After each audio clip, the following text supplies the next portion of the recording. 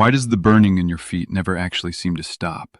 Not for a single full night, not even on the nights you swear you did everything right. I'm Robert. I'm 83, diabetic for more than 2 decades, and I want to answer that question honestly, because most of what gets said about burning feet online is either too vague to act on or promises something no honest person should promise. I still climb my own stairs without gripping the railing. I carry my own groceries in from the car in one trip, no resting halfway up the driveway. I want you to know that before anything else, because what follows only matters coming from someone who actually lives inside it. Here's the confrontation I want to have with you directly. You've probably been told, in one form or another, that burning feet are simply part of diabetes, something you manage, not something you understand. That belief isn't entirely wrong, but it stops half a step too early. And that missing half step is exactly what keeps the burning feeling permanent. The burning has a real physical cause, and it isn't mysterious once someone actually explains it. When blood sugar runs high for years, not one bad week, but a long, slow accumulation, glucose molecules begin attaching themselves to proteins throughout your body in a process called glycation, something researchers have studied since the early 2000s as one of the central mechanisms behind diabetic complications. This process specifically damages the long peripheral nerves running to your feet and the tiny blood vessels responsible for keeping those nerves fed with oxygen and nutrients. Research has consistently linked this glycation process to the burning, tingling sensations reported by so many people living with diabetes for years. Here's the part almost nobody explains clearly. It's not just nerve damage acting alone. It's nerve damage happening in tissue that's also short on blood flow. A double burden, damaged wiring in a neighborhood that isn't getting properly supplied. That combination is why the burning tends to be worst exactly when you're lying still at night, legs motionless for hours, circulation at its slowest point of the entire day. Your doctor almost certainly never explained this combination to you in detail.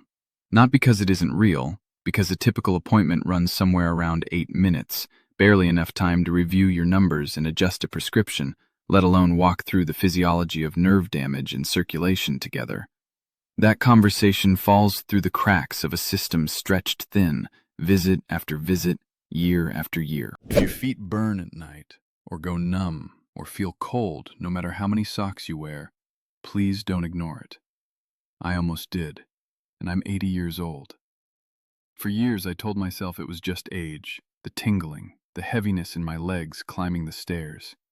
But it wasn't age. It was my blood sugar quietly damaging the nerves and the circulation in my legs, and almost nobody warned me in time.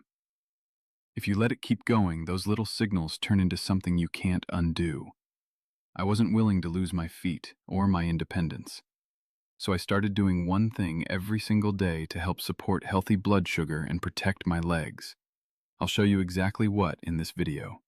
And if you want the simple support I personally use, there's a free presentation linked in the description below. So what's the actual fix? The one thing, if I had to name just one, that I believe makes the most difference? It's a 10-minute nightly habit that costs about as much as a cup of coffee. Soaking your feet in warm water with Epsom salt, plain magnesium sulfate, the same stuff that's been sitting on drugstore shelves for 100 years. Here's why it works on both halves of the problem at once.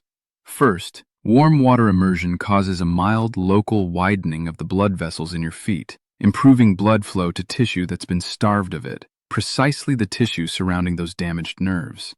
Second, there's a documented connection between magnesium and how your body manages insulin and blood sugar. Research places meaningful magnesium deficiency in roughly 1/4 to 1/3 of people living with type 2 diabetes, and modest transdermal absorption through warm soaking is one plausible way to support that. 2 mechanisms, 1 basin of water, 10 minutes, 3 or 4 nights a week. I want to be completely honest with you. This single habit rarely works as a standalone miracle. It works best as the anchor of a small system. Alongside the soak, I take a short walk after dinner, since muscle activity in the half hour after eating helps pull glucose out of the bloodstream through a pathway that doesn't require insulin. I do 2 minutes of ankle circles and calf raises before bed, activating the natural pump in my calf muscles that keeps blood moving through the legs that would otherwise sit motionless for hours. And at dinner, I favor a slow-digesting protein like cottage cheese over refined starch, since research on nighttime protein shows it releases energy gradually through the night, rather than spiking blood sugar right before the stillest hours. These days, I sleep through entire nights without the burning waking me 2 or 3 times before dawn, the way it used to. I still drive myself to see old friends most weekends, something plenty of people my age have quietly given up. A woman named Marguerite Delacroix wrote to me not long ago. 75 years old, a retired seamstress from Baton Rouge, diabetic for 21 years by then. She told me the burning in her feet had gotten so relentless that she'd started sleeping with her feet hanging off the edge of the mattress, hoping the cooler air would help. She started the nightly soak, added the after-dinner walk and the ankle circles, and 7 weeks later wrote back to say the burning had noticeably calmed down, not gone entirely, but different enough that she was finally sleeping with her feet back under the covers for the first time in years. I share her story as an honest example, not a promise. Everybody responds a little differently, and this works alongside her medication, never in place of it, and never as a substitute for whatever her own doctor had already prescribed for her. Let me walk you through the soak itself in more detail, because the details are exactly where people go wrong and give up early. Water temperature has to be comfortably warm, tested against your wrist or with a thermometer, never hot enough that you'd hesitate to keep your hand in it. Feet that have lost some sensation from nerve damage can be burned without the usual warning signal, so this isn't a place to guess. 2 cups of Epsom salt dissolved into a basin deep enough to cover your ankles. 10 minutes, feet resting flat on the bottom, not curled or tense. When you're done, pat your feet dry gently rather than rubbing. Skin on aging feet tends to be thinner and more delicate than it once was, and vigorous toweling can do more harm than the soak does good. Consistency matters more than intensity here. A single soak on a bad night won't undo years of accumulated nerve stress, and I want to be honest about that rather than promise something dramatic. What tends to make a real difference is doing it 3 or 4 nights a week, for months, alongside the other habits I mentioned, not as a one-time remedy, but as a standing part of your evening, the same way brushing your teeth is. I also want to address something people ask me constantly. Is a foot spa or a massaging soaker worth buying instead of a plain basin?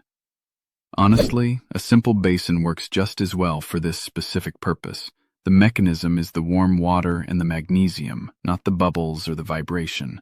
Save your money unless the added comfort genuinely gets you to actually do it consistently, in which case, whatever gets you soaking regularly is the right choice for you. None of what I've described replaces your doctor's plan.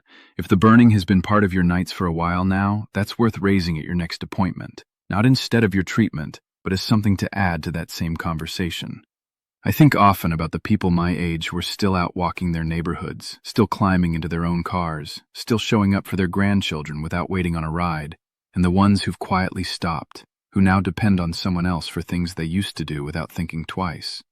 The gap between those two groups is rarely dramatic. It's 10 minutes, most nights, that either happened or didn't. I've seen both kinds of people up close in my own circle of friends over the years. The ones who kept the burning as background noise, telling themselves nothing could be done, tended to slide further from the life they used to have. The ones who treated it as information, a signal worth acting on, night after night, tended to hold on to more of themselves for longer. It's not too late for the burning to calm down. 20 years of high blood sugar didn't erase what your body is still capable of, given the right conditions and a little patience. Patience is genuinely the hardest part, harder than the soak itself. If you made it this far, you already understand more about your own legs than most people your age ever will.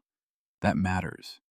You know now that the burning, the numbness, the cold feet, they trace back to one thing: blood sugar slowly working against your nerves and circulation.